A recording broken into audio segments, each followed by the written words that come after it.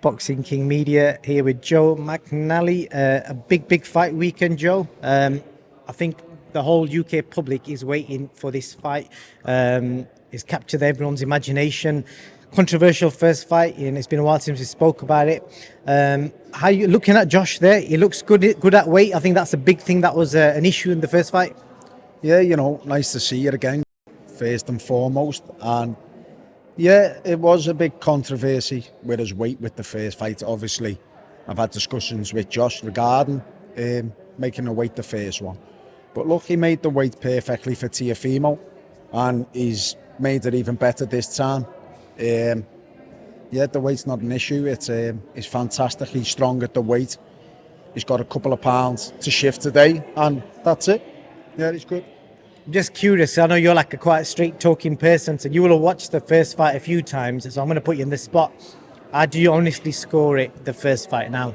Well, I've stated before, on the night I had a young cruiserweight making his debut, and he was on. I think he opened the show, or he was second fight on something, and I was looking forward to the main event. But by the time the main event come, I'd sunk a few beers in me, and I was a bit merry. And you know what, we were mixing with a lot of folk up there, laughing and joking and talking. And I never really watched the fight. I was expecting in the build-up Josh to be a shutout victor, and obviously going with the crowd and my eyes what I seen on the fight.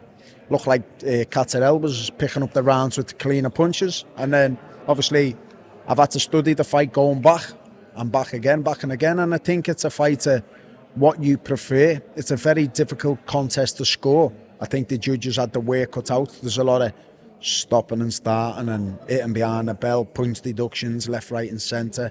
But Jack CATTETALL landed a very eye-catching single counters, and Josh landed a lot of flurries and really pushed for the fight. So it was, I think that's what was part of the controversy, what you really preferred.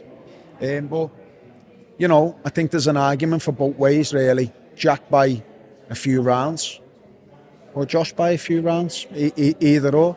A draw, yeah. I want to clarify, because there'll be somebody out there going, what's going on here? Josh's trainer was drunk and merry going into the fight. You wasn't Josh's trainer for that fight. I just want to put it out there, because there'll be somebody thinking, why was his coach drinking and merry going into the corner? Yeah, no, I didn't even know Josh at all back then. I'd never spoke to him in my life, and my guy at 4 to 4:30 in the afternoon, I had some food and a couple of cervezas to watch the boxing. As a coach yourself, Joe, how much, like, where will this rank if you get this win on Saturday night? Where will it rank for you as like a personal achievement?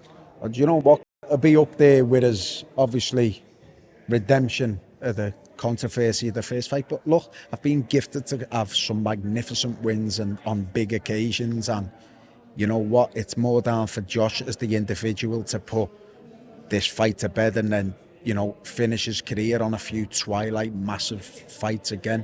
I'm not like, this is a massive contest by the way, but I'm talking really international elite level, and let's prove it that he's able to compete at that level on Saturday. Have that nice big last hurrah to cement his legendary status as one of the UK's all-time greats. Well, like I said to him last time, I feel like a lot of people forget what he's achieved, and he was Britain's first ever undisputed champion in the four-belt era, and a lot of people forget that. Yeah, exactly. Yeah, and he done that in all under 20 fights. He was fantastic performances the man's had, and I do say this to him also. Say he puts a lot of pressure on himself, Josh, and it's like every year you turn to this sport to be a champion, and then to get financially secure. And if you can do both of them and maintain your health, who gives a shit about the rest? Because you've done what you've set out to do. He can retire tomorrow and not look back. This is all a good bonus for him. He's got to really enjoy these occasions now, because he cannot achieve more than he's already done. And kudos to him to put the work ethic he is in the gym. And just enjoy the occasion. And what an achievement he has done. He's a massive success. Indeed, and may the best man win on Saturday night. I know we talked a little bit about it yesterday.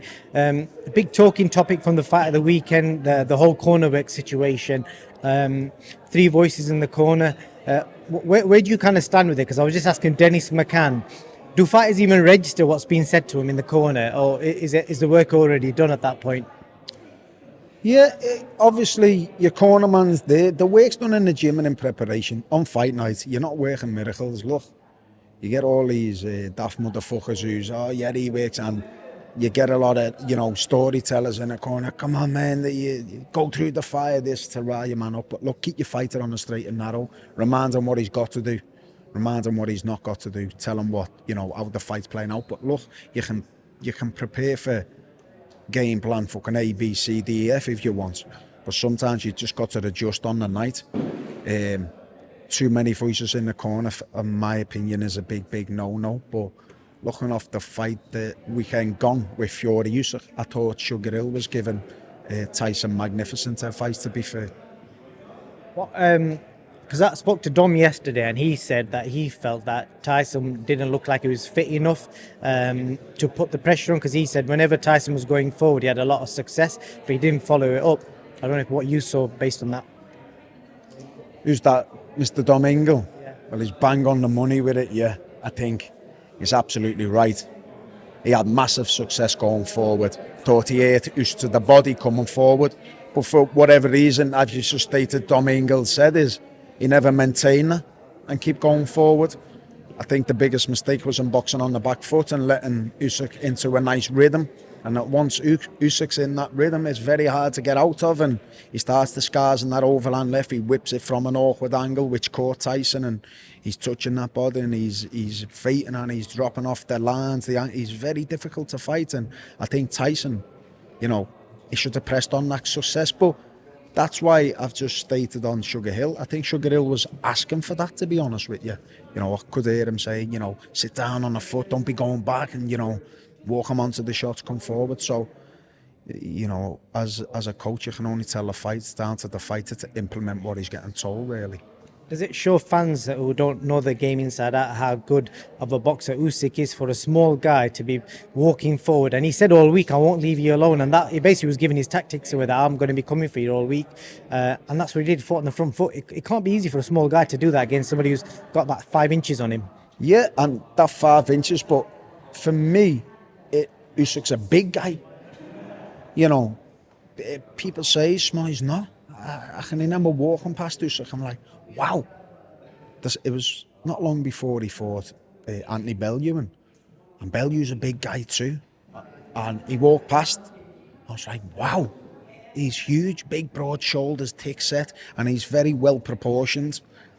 Big legs, solid torso, big shoulders, he's big neck, his centre of gravity is fantastic, and he's a big man himself. If we're going back in the day with weight categories, your Larry Holmes, your Muhammad Ali's, Joe Lewis's, he must probably dwarf some of them, but it's just that Tyson's a giant. I'm just curious for your opinion on the AJ fight and the Fury fight. A lot of comparisons. I was looking at some punch stats today. It wasn't much of a difference from the second fight AJ had with Usyk, but who do you think, let's say if AJ and Fury were both to rematch him now, knowing what they've got from their first-hand experiences, who do you think is more likely to beat Usyk? Tyson Fury. Based on? I just thought, the success he was having, the speed of hand, which you've got to have quite good hand speed for Usyk. And, he's very awkward himself, Tyson. And I think he should have capitalised on the middle round success he was having. I think AJ's had 2 cracks at the whip and he couldn't solve the puzzle. He's come back and fought an MMA guy and people are getting over the top for him, but I don't think he'll ever. Styles make fights. I think Tyson could possibly beat Usyk in a rematch. But Tyson Fury v AJ, that's a difficult one to call. It's just styles makes fight, but it's a good round robin for the British sport. 2 elite heavyweights against the European undisputed heavyweight champion. Fantastic days.